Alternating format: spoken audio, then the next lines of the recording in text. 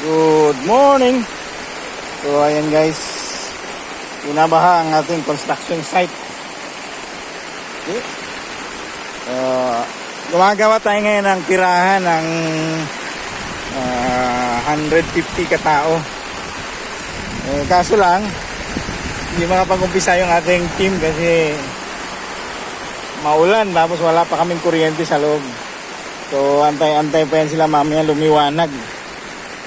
Yan dito. At palaging may ulan. Minsan naghahanap tayo ng ulan. Dito. Ayan baha. So nag-ano muna tayo. Babalik tayo din sa kabila. At magbibigay naman tayo ng briefing sa mga ating mga tagalaba. Ating mga housekeeping na naglilinis ng mga kwarto. Okay. Ayan, yung mga bus na yan. Yung mga sasakyan ng trabahante papasok doon sa site natin, sa ating trabaho. Okay. So, yan lang muna.